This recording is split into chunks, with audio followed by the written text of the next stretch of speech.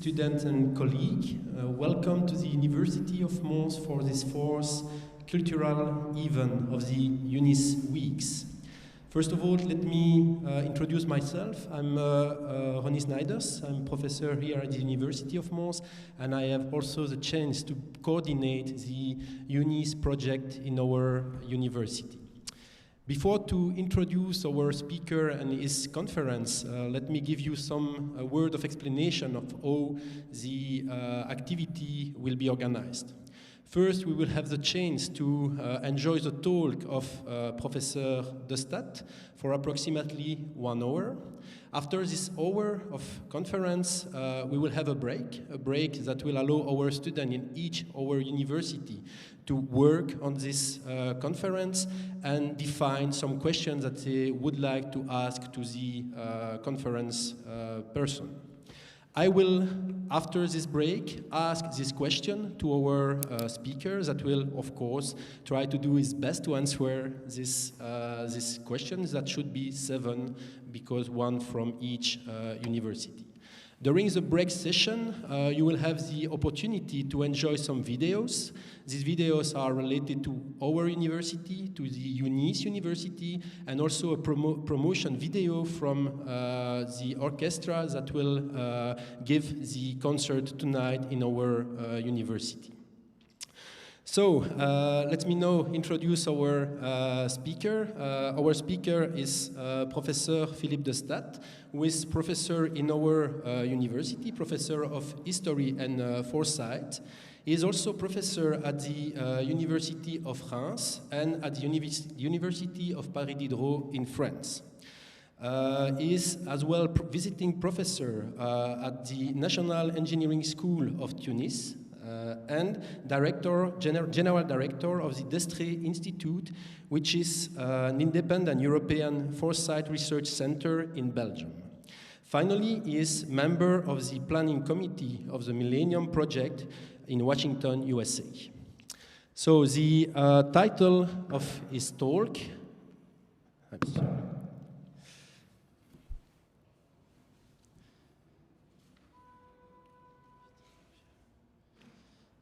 Sorry for this. The title of his talk, which was supposed to be on the screen but is not, so I need my paper.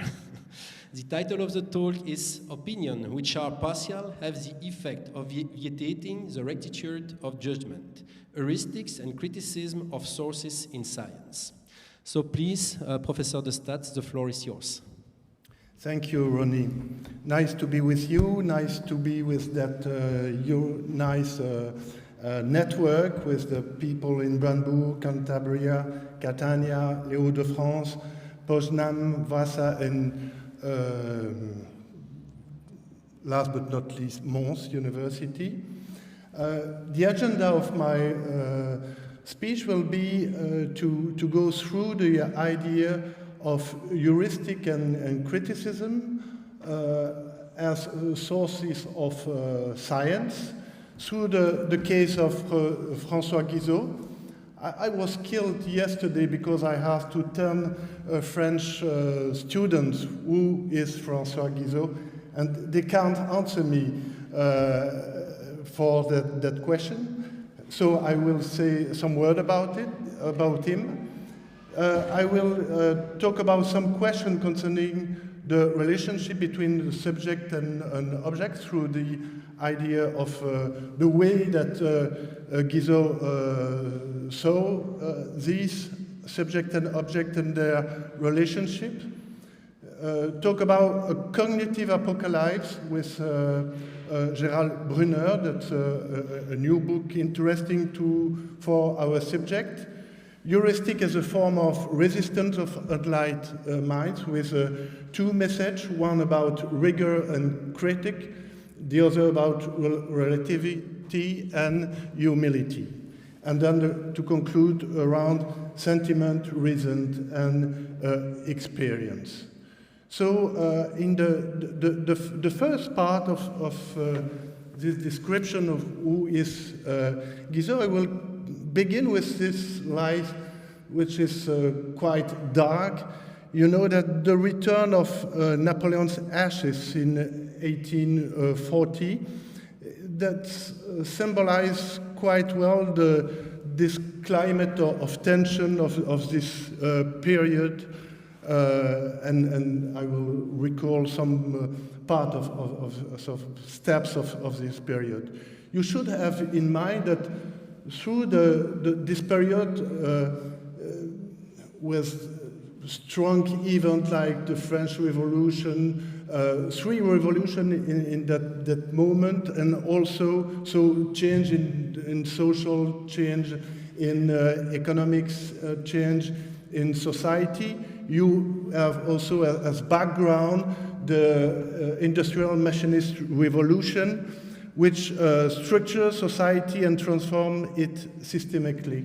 And it's interesting to compare with the period we are living now, because we know that we are going through this kind of cognitive revolution that's very linked to our subject. The great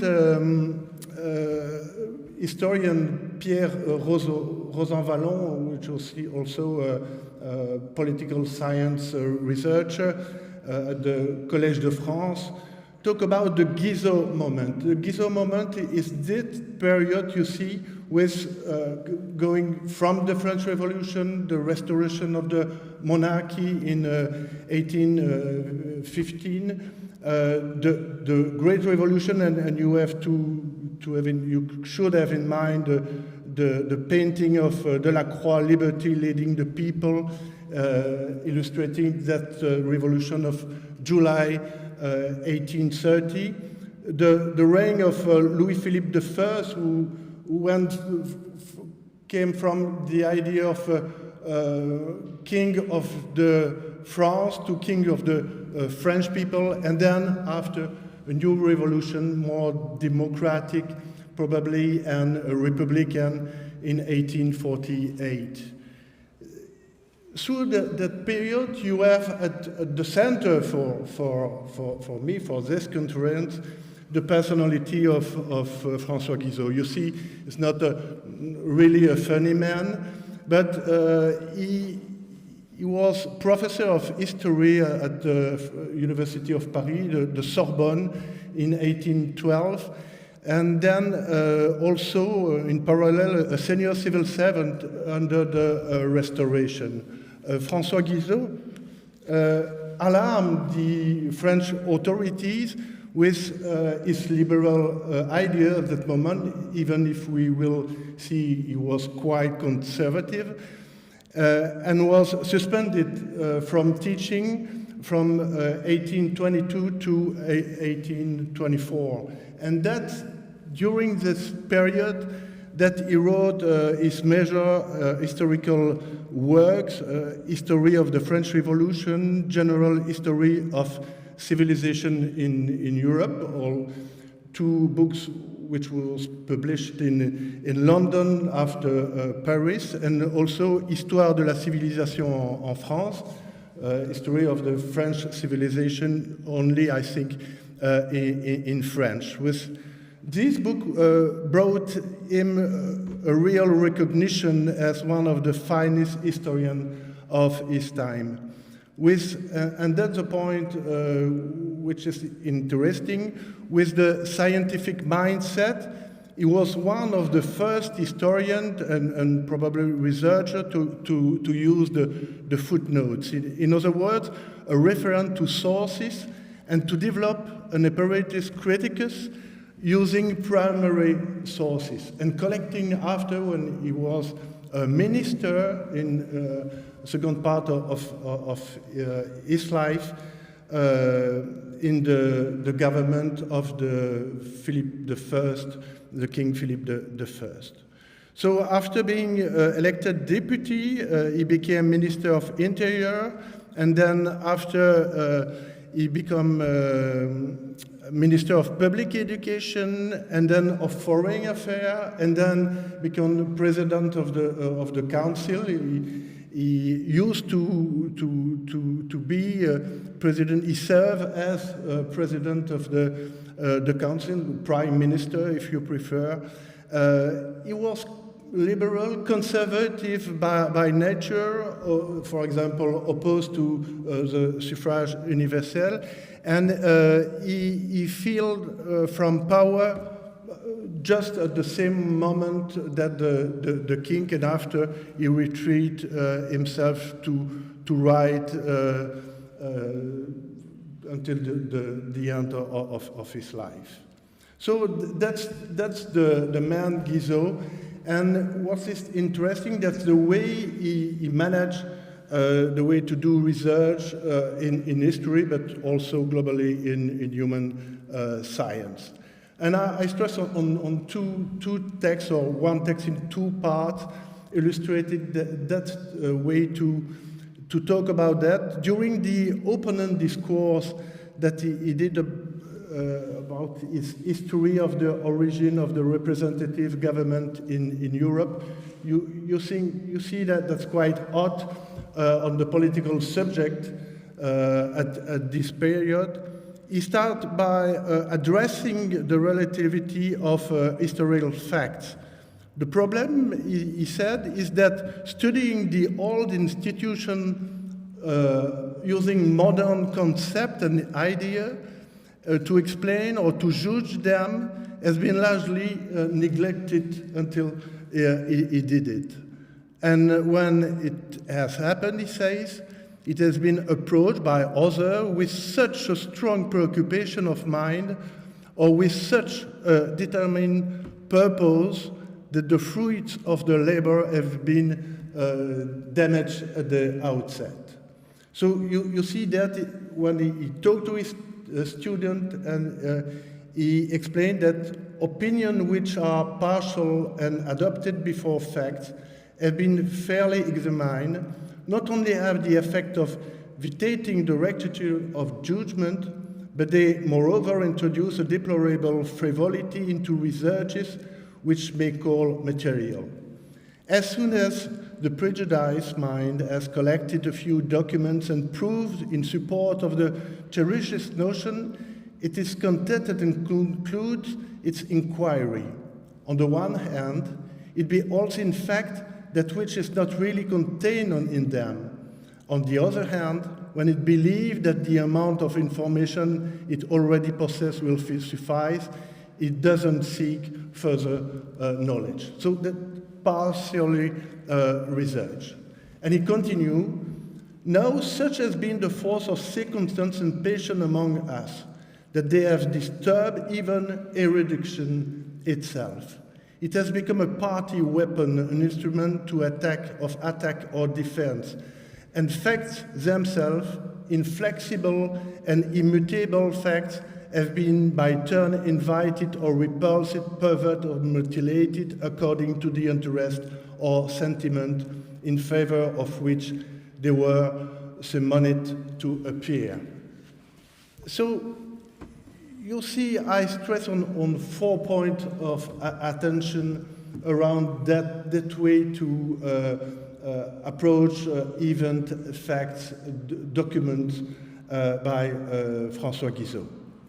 The first, that Guizot analysis is still valid today. The problem of discussing political issues that are relatively close in time but perceived as distant due to the scale of the change that have occurred in the institutional condition. Change which can be drastic in the case of a revolution or a profound regime change. 2, he highlights the danger facing teacher, researcher, and intellectual. I'm aware that saying intellectual at that moment is a kind of anachronism, because the word is coming at the end of the 19th century. But for today, it has some meanings. The difficulty they have in speaking or writing neutrally, objectively, and dispassionately, with the distance that is expected of the role of the profession, of the person expressing their opinion and getting close to the trust, or even telling the trust.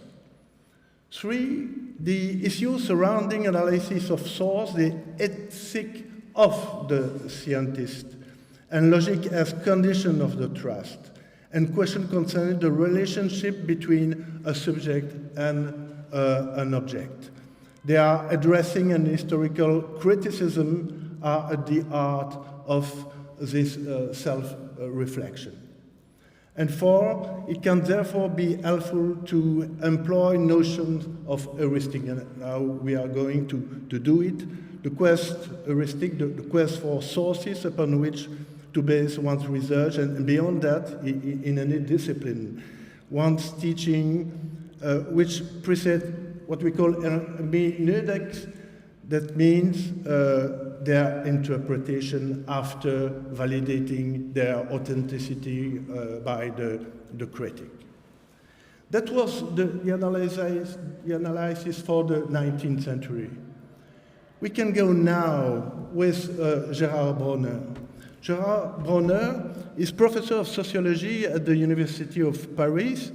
He observed in a remarkable work published in 2021 about cognitive apocalypse, l'Apocalypse cognitive, that's a book published in French, that the first 20 years of the 21st century have, in his opinion, introduced massive regulation in the marketplace for ideas. Bronner said two important ideas that interest us, which emerged from reading his book.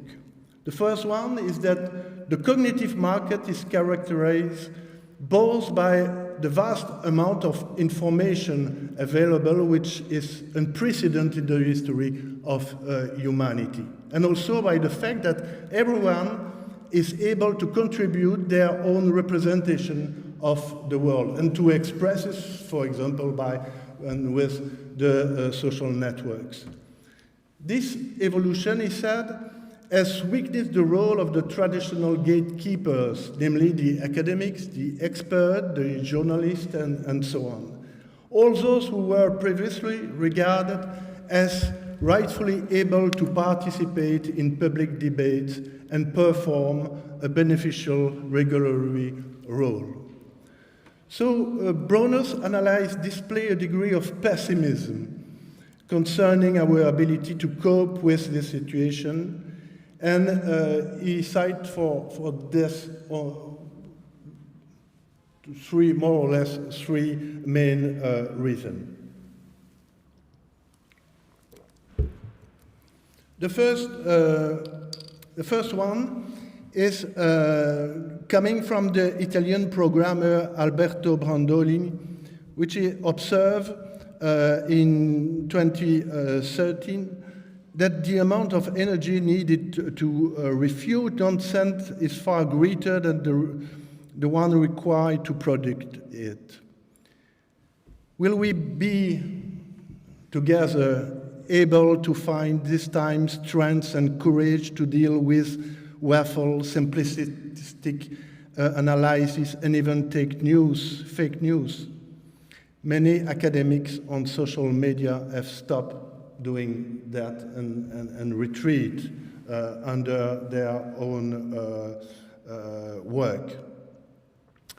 The second reason is the relationship between simplicity and complexity.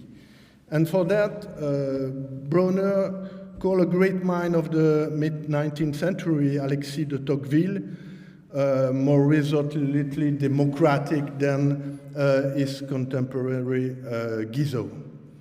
And in Democracy in America, published in 1835, Tocqueville wrote, "In general, only simple conceptions take hold of the minds of the people.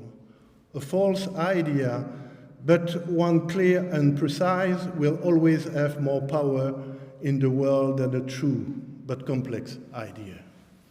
And some of you may recall the excellent cartoon of William Miller, published in The Intellectualist in 2015, which shows a crowd of people approaching a ravine on a path marked "Answer, simple but wrong," while one or two are making their way along a winding path, book in hand, having chosen the direction complex but tried. Beyond the common meaning of the words complex system analysis, so dear to William Rose Ashby, to call an engineer and medicine, Norbert Wiener, cybernetician, Herbert Simon, Ludwig von Bertalanffy, Jean Ladrière, Edgar Morin, Jean-Louis Lemoigne, Ilya Prigogine, and Isabelle Stengers here in Brussels, to name but a few, often remains outside the field of knowledge of our university shares and therefore of our students. The third reason Bronner put on the table is the confusion between correlation and causality. Bronner notes that our what he calls voracious brains do not automatically lead us to scientific model. Even where we have an appetite to knowledge, this can easily be distracted by the way in which the cognitive market is editorialized. This is the case, for example, with the confusion between correlation and causality, which is clearly illustrated by the Nazi slogan, 500,000 unemployed, 400,000 Jews. The device seems to crop up repeatedly, but there are other examples, and I show you one, and in all the fields, it was the example of the French fascist party, the Front National, which state 1 million unemployed people are 1 million immigrants, too many in France, and the French first. We could add to broader example more close to us. It was the poster that Nigel Farage unveiled in Westminster in mid-June 2016, 1 week before the Brexit referendum of June 23. The British broadcaster and leader of the UK Independent Party used a picture with the slogan "Breaking Point, the EU has failed us all," with the subheadings, "We must break free of the EU and take back control of our borders." The photograph used a migrant crossing the Croatian and Slovenian border in 2015, with the only prominent white person in the photograph obscured by a box of text. Many people reacted by saying that to pretend that migration to the UK is only about people who are not white is to peddle the racism. That controversy prompted Boris Johnson at that moment to distance with the Nigel Farage campaign.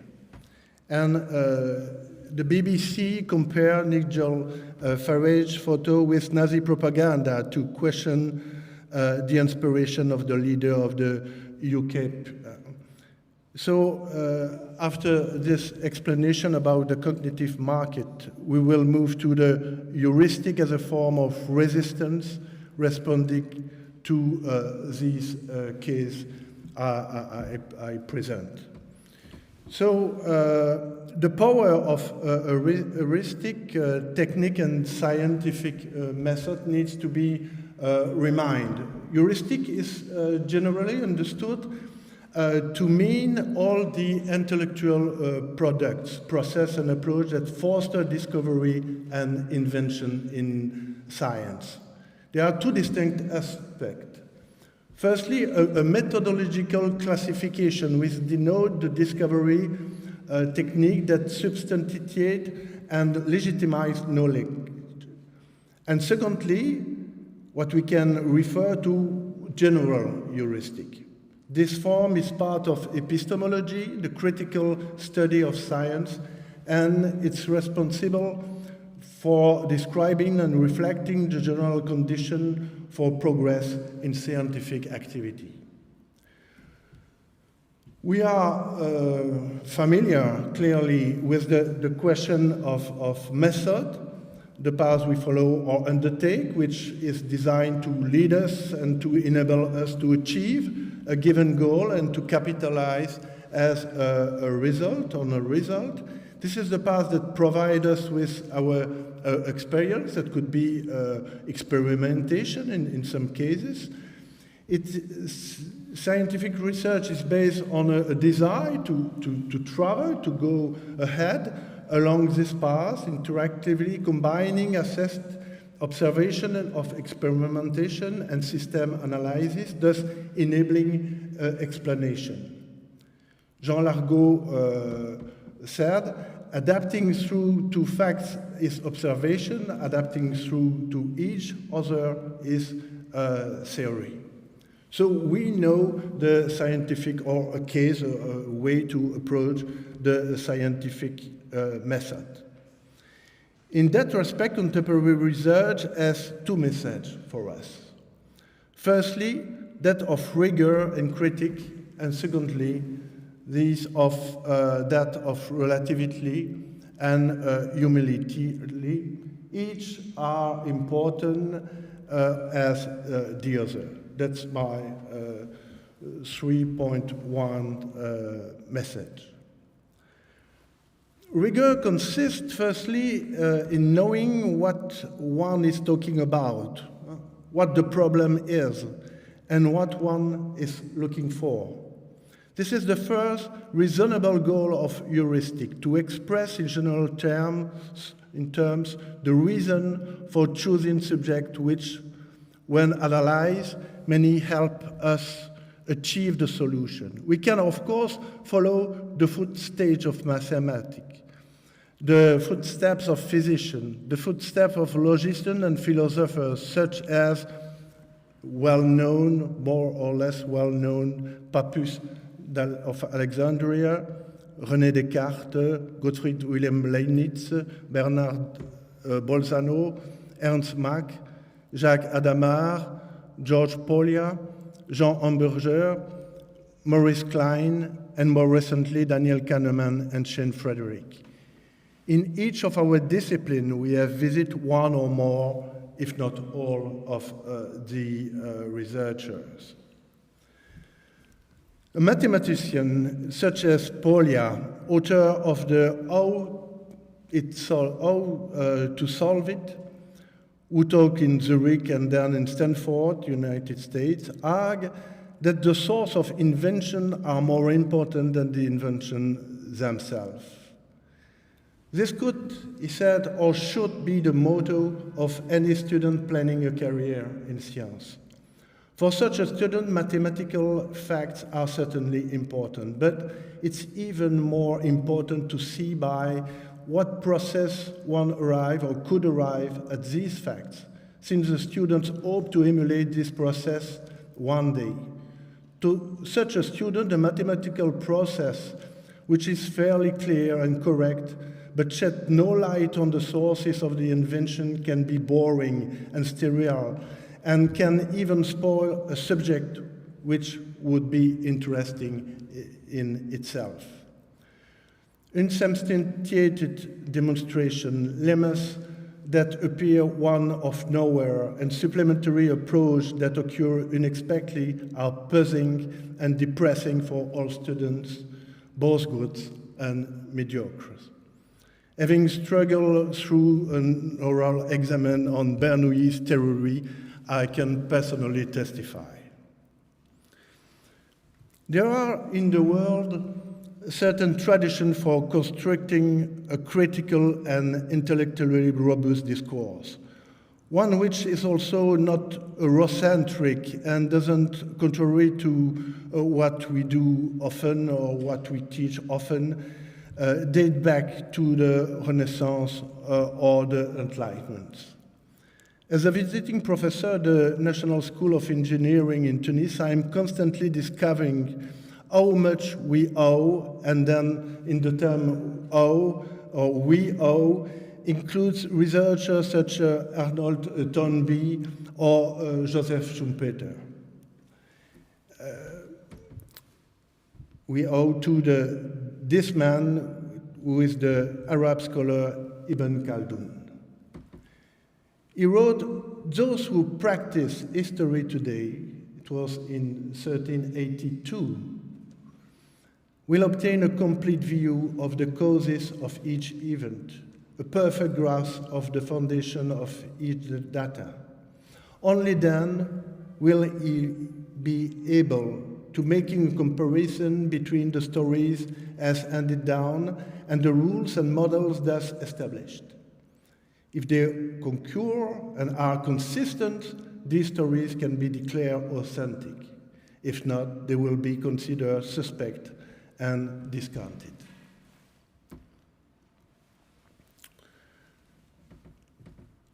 This fresco showing the Pope Sylvester at the left is receiving the purported donation from Constantine at the right, coming from the 3rd century. It is in Santi Quattro Coronati in Rome, and coming from the Encyclopedia Britannica. A concrete heuristic effort was pioneered by the Italian humanist Lorenzo Valla. Vallas questioned the authenticity of the donation of Constantine, the well-known, written in 1440. This text, recognizing to the Roman Emperor Constantine the Great bestowal of vast territories and spiritual temporal power on Pope Sylvester I, who reigned in the 4th century. It had great influence on political and religious affairs in medieval Europe. Lorenzo Valla clearly demonstrated that the document was a forgery by analyzing the language of the donation. He showed that the Latin used in the text was not that of the 4th century, and so argued that the document could not possibly have dated from the time of Constantine. It was false. The critical method will find the guardians of the temples in Charles-Victor Langlois and Charles Saint-Aubos, who will constitute the real bulwark against what they consider to the natural inclination of the human spirit, not taking precaution and acting confusely in situations where the utmost caution is essential. They wrote that while everyone in principle accepts the values of criticism with a capital C, it hardly ever happens in practice. And so they call about the significant effort is needed to shake off intellectual cowardice. Human science has been greatly influenced by this case of, I just mentioned, scientific path taken by the history at the end of the 19th century. But like history, it has distanced itself from the strict criticism of document. In an introduction in 2008, entitled The Approximate Rigor of Anthropology, Jean-Pierre Olivier de Sardan, a professor at the School for Advanced Studies in the Social Sciences in Paris, showed that the word was nothing more than an apparent paradox. This paradox highlighting the inevitability of approximation faced with the vulnerability of cognitive bias and ideological excess, and then abandoning the quest. That is why and although it remains a methodological requirement, the critical strict method, in the sense of the idolatrous cult of the document, of the fact, of the event, seemed to become more relaxed at the beginning of the 1980s. At the same time, as a great historian, Samaran, Charles Samaran in France, had already done in 1961. It was one of the questions of highlighting the general principle of the method, and not only the historian criticism of sources, or even the ethic. In that regard, and taking their cue from the editorial director of the history in this method, Guy Tullier and Jean Tullard call on the mighty Cicero for help. You should remember that Cicero said, the first law we must obey is to have the courage not to say what we know to be false. The second is to have the courage to say what we believe to be true. Thus, they continue sincerely of mind, which implies critical sense. The other precepts of Tullier and are those I offer to my student, pointing out that this advice applies to all tasks in all disciplines as in daily life.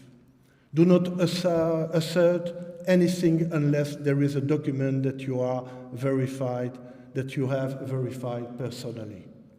Always indicate the document's degree of probability or uncertainty. Do not rely on appearances or have blind faith in text. Always explicit idly the assumption that guides the research and point out the limits of the investigations. Maintain a certain distance from the subject in question and do not confuse, for instance, biography and hagiography. Be wary of hasty generalization. Be aware that nothing is definitive. Know how to use your time well. Do not rush your work. And last but not least, do not shut yourself away in your office. Life experience is essential. The second message of this part in heuristic as a form of resistance of enlightenment is relativity and humility. The remarkable work done by Françoise Waquet, research director at the CNRS in Paris, ends with some powerful words. Science, she writes, is human, inevitably, mundanely, profoundly so. Research in laboratories, libraries, and offices among teachers and students, books and computers, show how business rules and academic passion are structured through objectivity. Waquet considers the analysis of Laurent Deston, co-director of the Max Planck Institute in Berlin for the history of science. These works have shown a propensity to strive for a knowledge that bears no trace of the person who has the knowledge, a knowledge which is not characterized by bias or acquired concept, by imagination of judgment, by desire or effort. In this system of objectivity, passion appears to be the internal enemy of the researcher.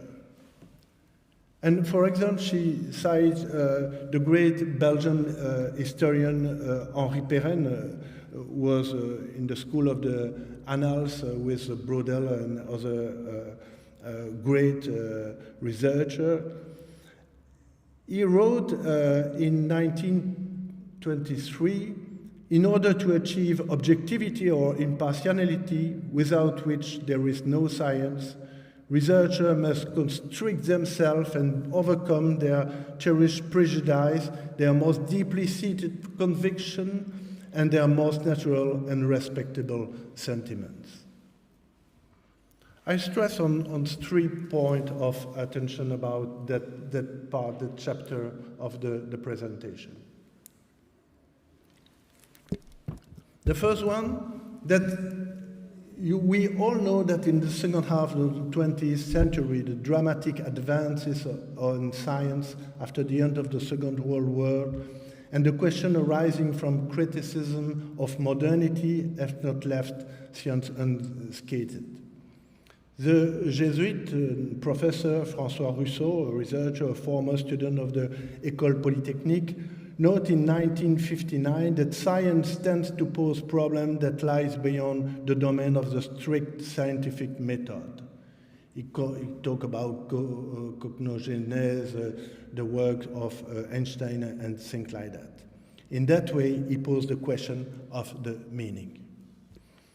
Two, should it be said that the debates on these issues of epistemology, of heuristic, have evolved from people in different disciplines and different countries, like Raymond Aron to Paul Ricoeur, from Karl Polanyi to Thomas Kuhn, from Karl Popper to Richard Rorty and Anthony Giddens, and so on.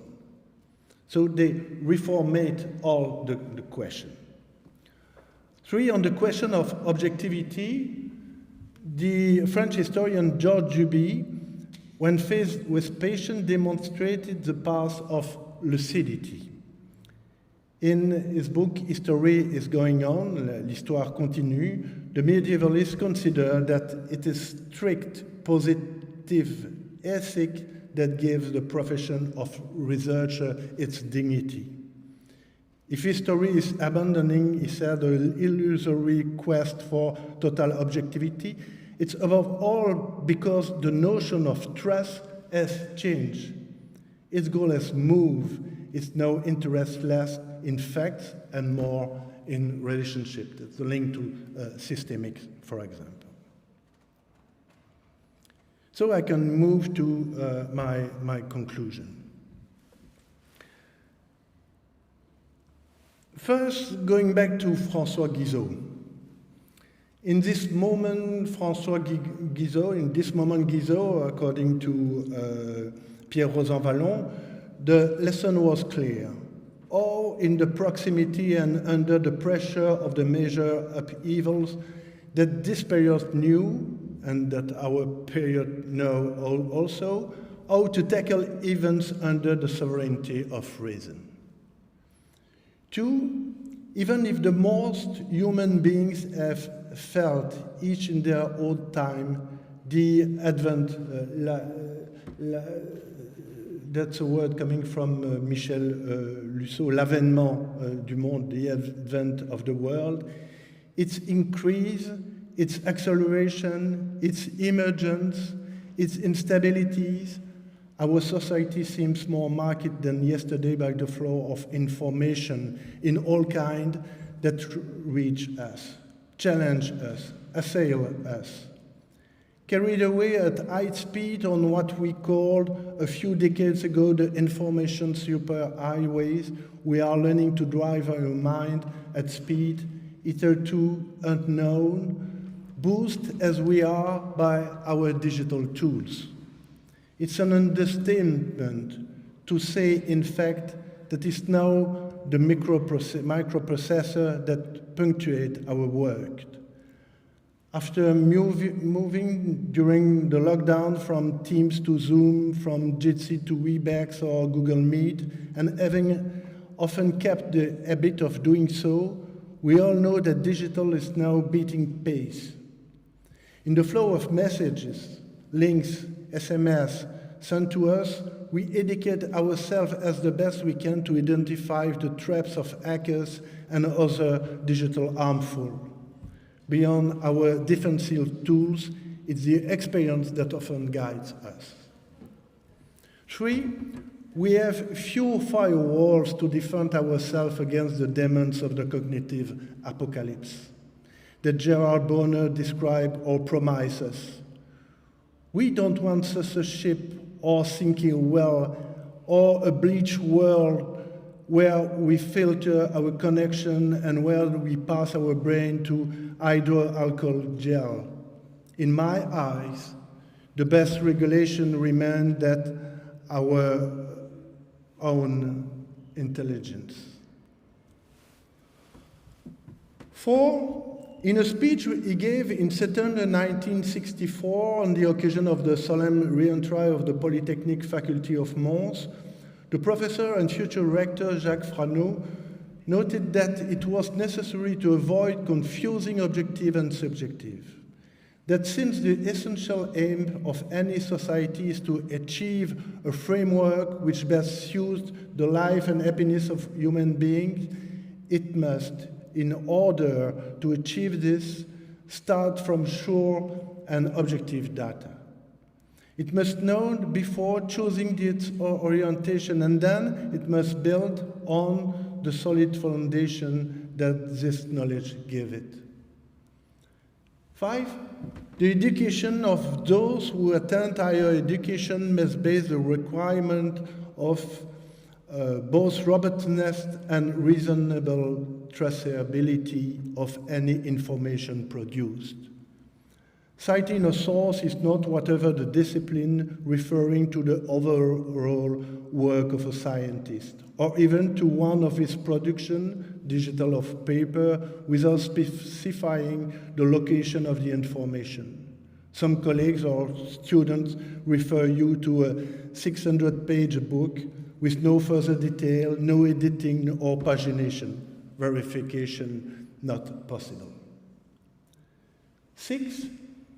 Similarly, to take up an observation made along by both the German-American mathematician and economist Oscar Morgenstern and the Frenchman Gilles Gaston Granger, the question of the validity and reliability of data doesn't seem to interest many researchers.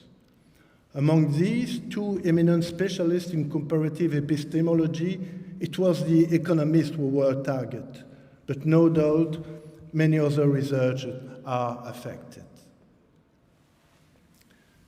7th and last point, relativity and modesty are the daughter of the awareness of our weakness in the face of the world and of the difficulty of grasping the system as a whole. They are also nourished by the legitimate idea that the explanation of the phenomena as well as their trust change with the progress of science. It cannot be denied, recalls Granger, that a Newtonian trust concerning the trajectory of a star differs from the Einsteinian trust relating to the same object. Without falling into a skepticism with regard to scientific knowledge, it's rather a question of looking ourselves in the face, we human beings, and of becoming aware of the richness which constitute our capacity to articulate sentiment, reason, and experience. As dreams of cybernetics turned into reality of general artificial intelligence, we increasingly need human and scientific references to show us the way. So one of this reference could be the author of the La Science Expérimentale, Claude Bernard, Experimental Science. Claude Bernard, the great physiologist and medicine also. In this acceptation speech at the Académie Française on May 27, 1869, the great physician and physiologist observed that in the gradual development of humanity, poetry, philosophy, and science express the three phases of our intelligence, moving successively through sentiment, reason, and experience. Last word. If in 2021 European democratic conceptions have fundamentally evolved since Guizot, thanks to the progress of education, and in particular within higher education, heuristic as a tool for discovering facts remain a sensitive concern for researchers of all disciplines, but also for citizens. In a digital world, as we know, European universities, such as those gathered in EUNICE, considering their background, but also, above all, their ambition, undoubtedly constitute one of the best response to the real concern. I thank you, and I stay at your disposal for the question and reaction. Thank you.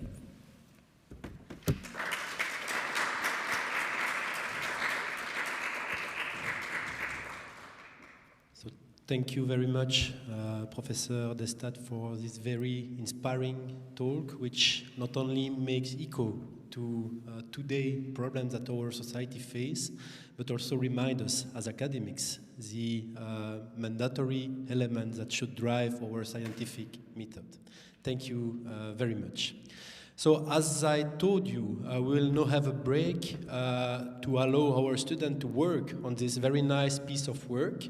But before to leave you, we have the chance to have our rector, president of the university, with us today, and Philippe Dubois will give a few words to the entire EUNICE person around the screen. So please.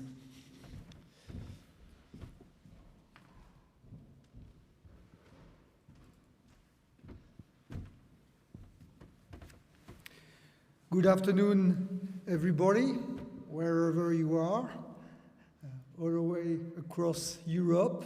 I'm so proud and so pleased to be today not in front of you directly, but through your screen, and to share some words after such a brilliant, thank you very much, Mr. Philippe Destat. It was great. I was simply absorbed by your words today. I'm not very much active any longer, at least at the moment, in research activities.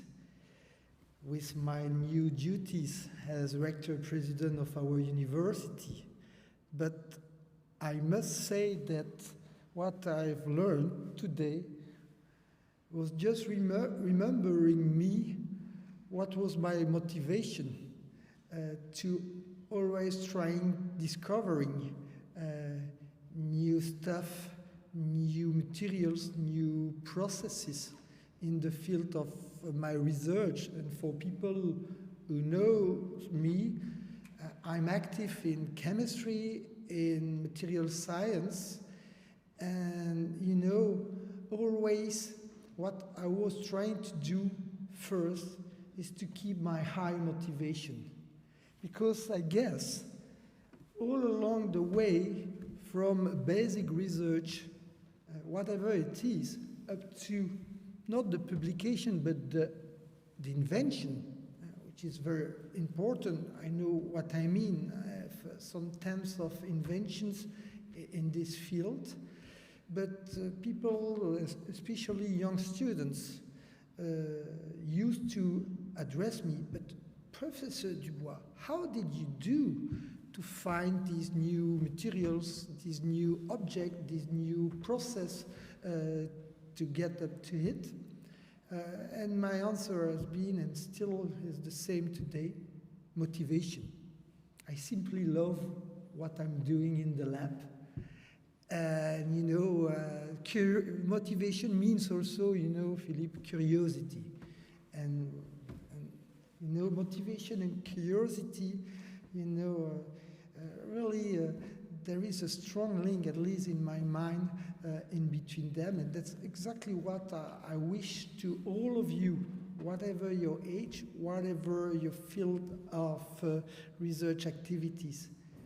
Be strong, and to keep being strong, be motivated. And before closing these very small words, I would like to warmly thank all the people who I know are extremely active, have been extremely active before the organization of these 2 weeks, making these EUNICE weeks the EUNICE week, as I like saying. Really, I know there are more than 20 different university alliances in Europe, but between you and me, the best is ours. Thank you very much. Enjoy the end of the day. Bye-bye.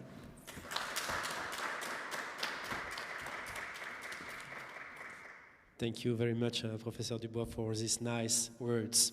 So now, let's keep the line and we stop the direct right now. You will enjoy some videos and we will be back in about 15 minutes to the question-answer session. Thank you very much.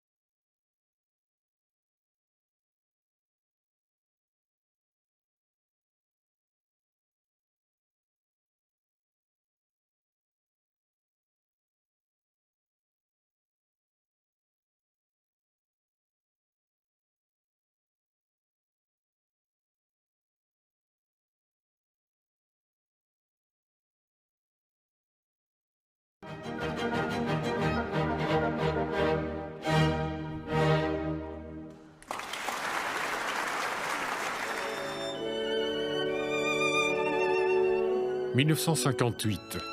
La virtuose belge Lola Bobesco est au sommet de son talent. Elle crée les solistes de Bruxelles. En 1969, ils prennent pour nom Orchestre de chambre de Wallonie. Les plus enrichissantes dans un orchestre. D'abord le contact permanent avec quand même de la grande musique. Et puis aussi le contact avec des grands solistes d'une façon si proche.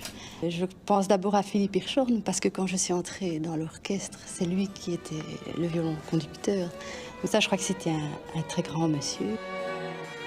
Philippe Hirschhorn, trop jeune et trop tôt disparu en 1997.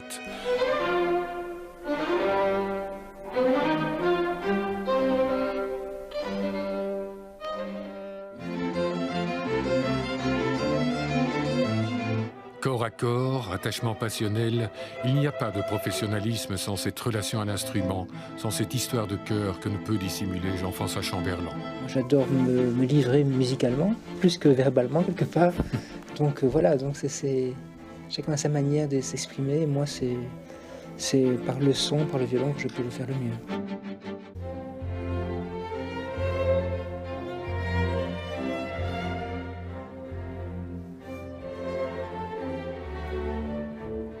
Piano à l'extrême. Je n'insiste pas sur les fortés parce qu'ils sont capables de casser la salle. En 91, 20, Georges Octors lui donne sa véritable texture d'orchestre de chambre en formation de 15 musiciens et l'achemine ainsi que le public vers les grands compositeurs plus contemporains. Sous son action encore, l'orchestre obtient l'adjectif royal. Mais toujours ce qu'il mettra par-dessus tout en évidence, ce sont les talents de ses musiciens. Lui-même violoncelliste et compositeur remarquable, Jean-Paul Dessy, il en devenait le directeur artistique. Dans les musiques d'aujourd'hui se trouvent de véritables trésors. Et nous souhaitons, avec les musiciens de l'Orchestre royal de chambre de Wallonie, les faire découvrir au plus grand nombre. D'ouvrir le cœur et l'âme à de nouvelles sonorités, à des musiques qui vous disent pour la première fois une parole précieuse et intime. Voyagez. Près de 80 concerts par saison en témoignent. À Mons ou Namur, à Liverpool ou à Liège, à Milan, à Bruges, à Fribourg, à Paris, Istanbul, Londres ou Rüsselsheim. L'orchestre montois a rapidement conquis les spectateurs russes.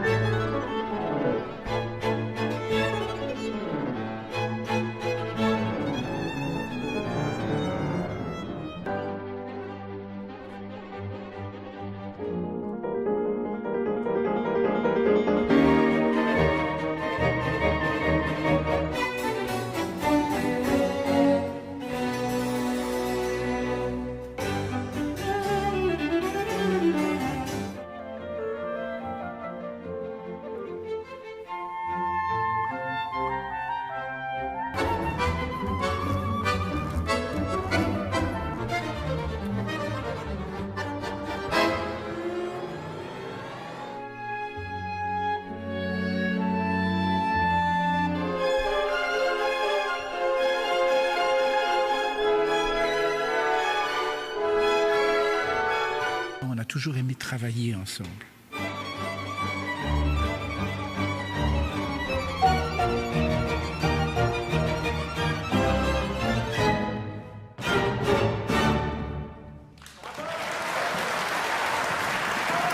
Ce sentiment, quand je joue avec l'Orchestre royal de Wallonie, qu'il y a une disponibilité de la part des musiciens, il y a une envie de faire, il y a de la joie.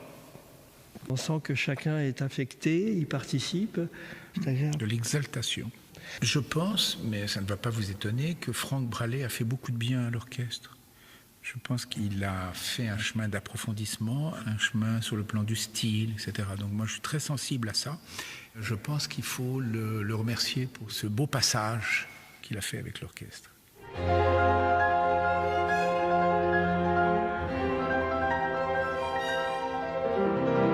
Premiers accords du 4e concerto de Beethoven qu'il a posé sur le clavier, j'ai regardé ma mère, j'ai fait, il va gagner. C'est pas possible de jouer aussi bien, un jour je veux jouer avec lui.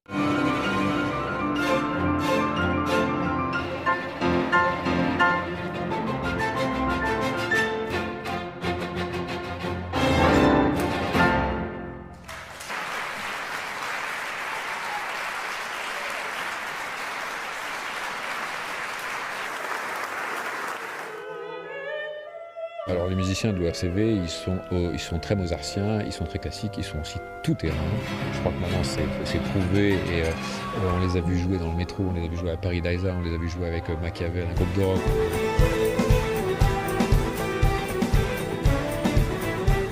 C'est un peu des vacances tout d'un coup d'aller jouer avec Philippe Catherine, le grand guitariste de jazz et son quintet. Là c'est Richard Galeno, donc c'est une des grandes qualités de cet orchestre, c'est sa capacité d'adaptation, sa flexibilité.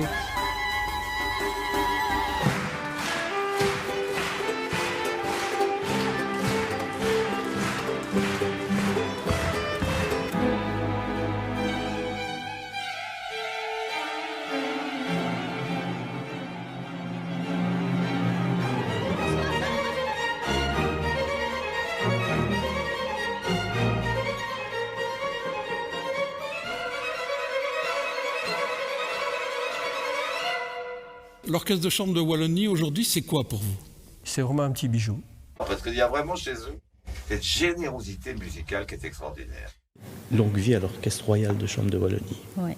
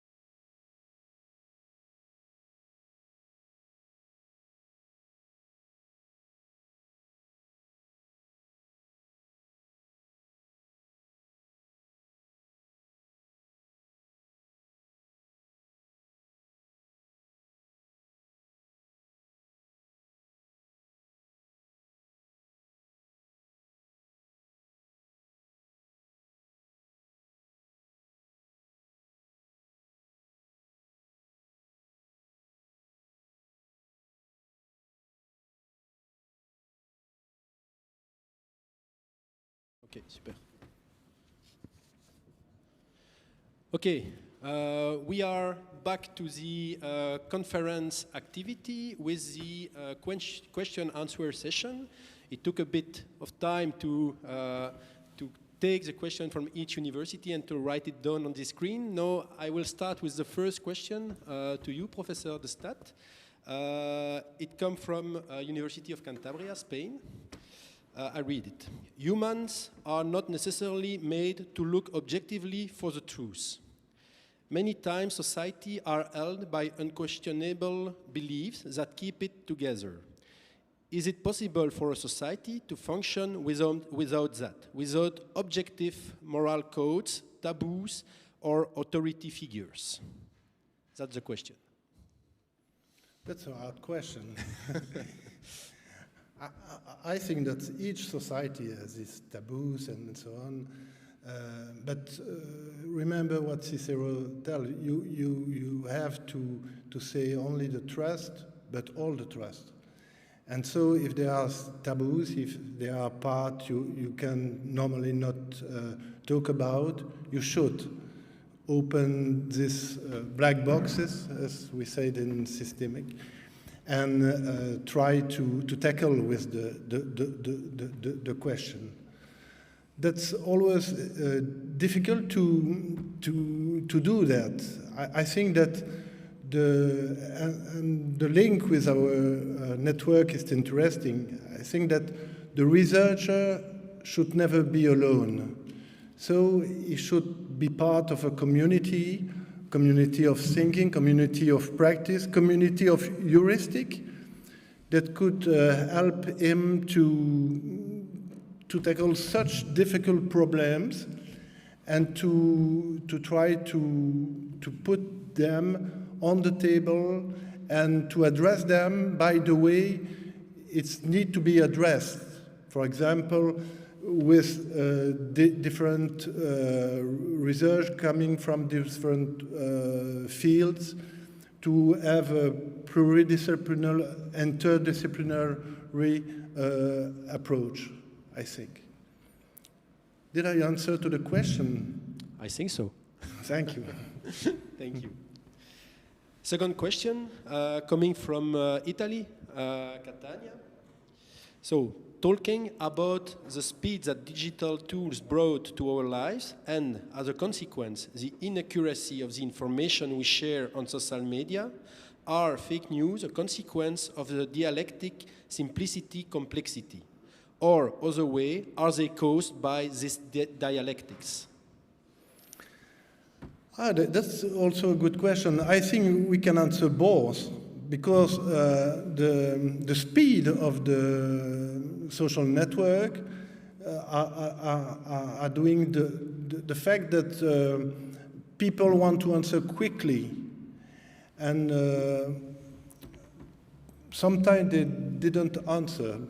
That could be one point I stress, saying that academics sometimes leave social networks. But at the same time, I observe that many academics, good researchers with a high level of recognition in their field are saying fake news or bullshit on the social network, because they are going out their fields and consider that, to take an example, if they are specialists in energy, a physician, and they are doing statistics and so on, so they can be a virolog.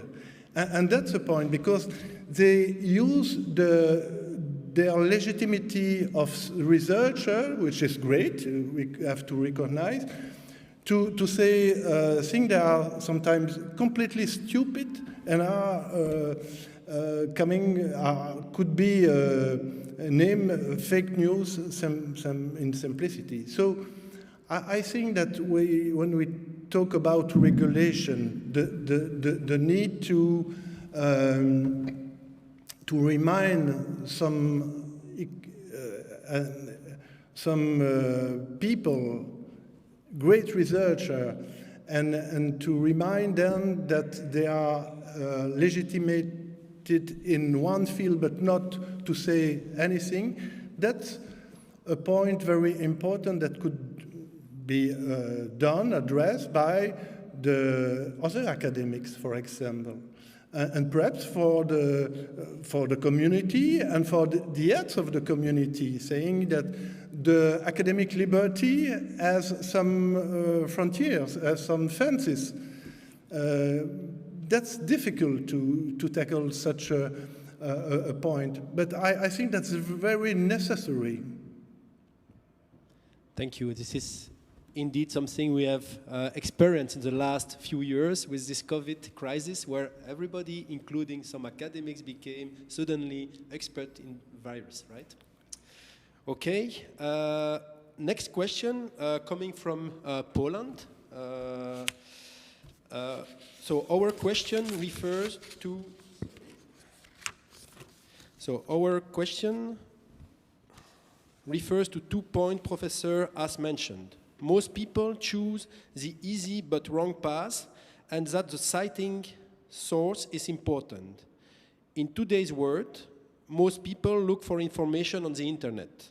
When they find something, how can they differentiate between the scientific fact which is supported by research and just an opinion posted online, which is repeated millions of times, of course?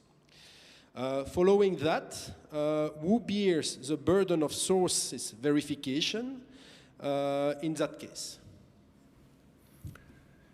Yes, the first answer is community, research community. So that's really a point. You have an information, you receive an idea, that could be creativity and a good idea, but perhaps that not. So you have to talk and to confront the idea with other knowledge. That's very important. The other point, without going to what I call idolatry of the criticism analysis, you should take the process of your field or of general process and analyze external, critical, who is talking, is he legitimate to talk about that? Did he say that really? Sometimes that's really a problem. Someone say, this guy has said that, and in fact he didn't say that. So to go to the original, to the primary source, that's a very important point. And then to analyze the different provenance, classification of the source, criticism of the scholar, interpretation, positive and internal and external criticism, sincerity, all the steps that you have in heuristic, in formal heuristic. That's difficult because when you are again on social media and so on, that's difficult to do that. But I like to go on some social media, not all, and sometimes I take the time to answer. At that time, that's sometimes some days or some weeks, because I want absolutely to answer to that question, but I'm not ready to answer it, to confront with the other idea. And then I think we are on the same level of confrontation of source and of trust and false idea when we are working for our job of research, and as we are speaking, including speaking with a glass on your table. You should only say the trust. That's why I insist on the idea researcher or intellectual. I say to the student, we are trying to form you, to train you to be researcher, to be university, but also to be citizen and intellectual in our world. I think that's very important. And perhaps some will not become lawyer or sociologist or physician, but perhaps after 2, 3 or 4 years at the university, they will become intellectual and have the idea of honesty, of exactitude, of precision in their DNA. Thank you for this answer, which sounds with, in fact, some objective for EUNICE University, which is to shape European citizens, which include such a kind of element, of course. Yes. Thanks. Next question is coming from France. What is Professor Delstat's view on Lowenthal's approach, for instance, to history when he says the past is a foreign country and they did things different there? Globally, I agree with the idea that the past is a foreign country. And as I'm also, you mentioned, a futurist, I'm doing foresight, and I consider that the future is also a foreign country. And I think that when you do foresight, you see the past as not only one past, but a multitude of past. And we see that now because, for instance, women who are completely absent of the past, and now that you have women doing research in history of sociology, you see appearing in the past very important women. If I ask you the number of women in the history you learn, you will say 5 or 6 at most.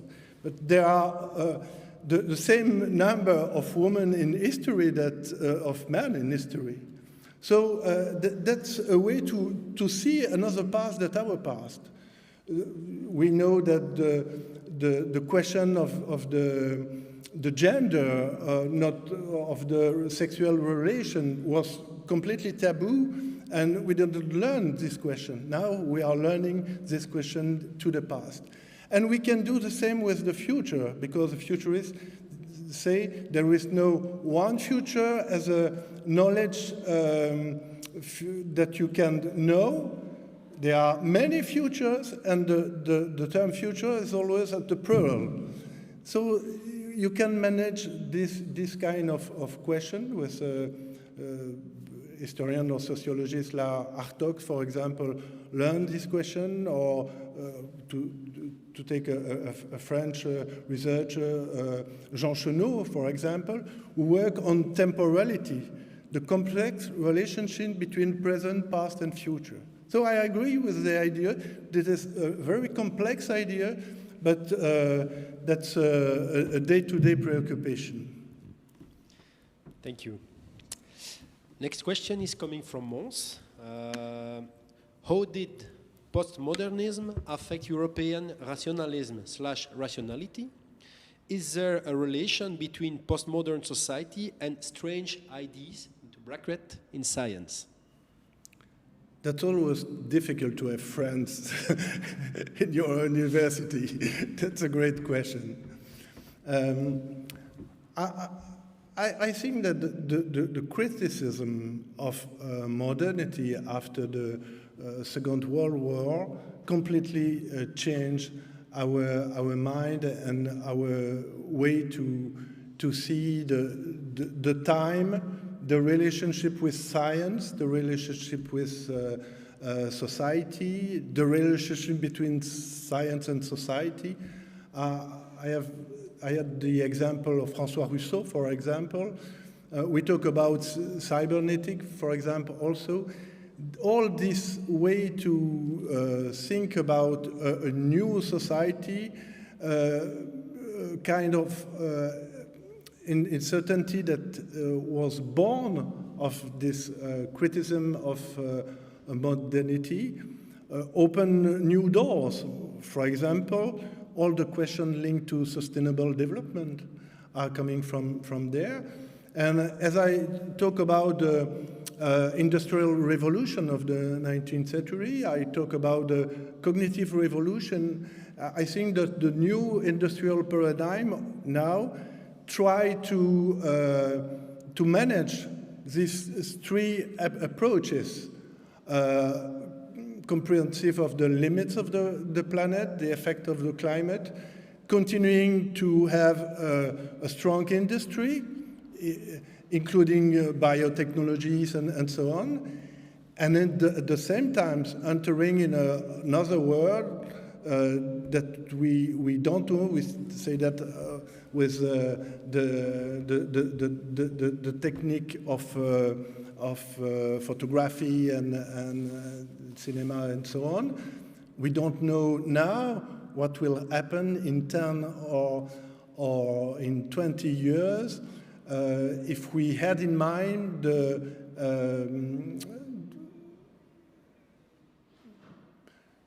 the great change we knew since one century. And a guy like a researcher like Thierry Gaudin, for example, said 20 years ago that the change of the knowledge revolution will continue during probably 1.5 century. So we can imagine the change we will, not you and me, but the students perhaps will discover in 1 or 2 centuries. Thanks. Last question on my list, and to be honest, I do not know from where it comes. The question is, you took in the beginning of your talk, you took as an example the comparison between the French Revolution period and the actual period of time. Do you have any reason to have chosen this period of time as a comparison, or? I took the beginning of the story with Guizot because for an historian, Guizot is not at the great period of history, what we learned at the university. And in fact, I discovered the works of Guizot, and I was very surprised to see the modernity of what he wrote, according to the question we mentioned. And going from that point, I remind all the change there at that period. And I mentioned 2 or 3 times the work done by Pierre-Rosan Vallon about what he called the Guizot's moment.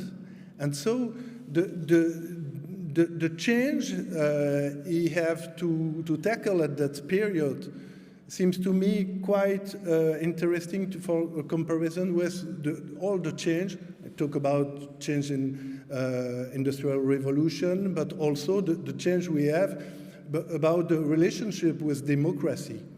At the period of Guizot, we talk about Tocqueville, for example. Tocqueville considered in the 1945-46 that democracy was done, and that in the coming years we will have more and more democracy, like a form of determinism. In fact, and I talk with my student, that's not true, because there is a fragility of democracy, and also because we know that between the 2 world wars, there were really coming back to autocracy. And so I think that's interesting. I think today the question of democracy is really central, and the relevance of democracy to deal with, for example, the cognitive revolution, the sustainable development. Some people are saying, and we all know that the challenge is so hard, so difficult, that we need an autocracy to tackle it. I agree with you that these questions are really actual. We face problems that make question about democracy, indeed. Yes. Okay. I do not have any additional question on my list. So I will thank you a lot for your conference, for the discussion we had in these special conditions. I think that everybody enjoy this moment, and again, thank you a lot for your participation to this EUNICE Weeks. Thank you, it was a pleasure. So,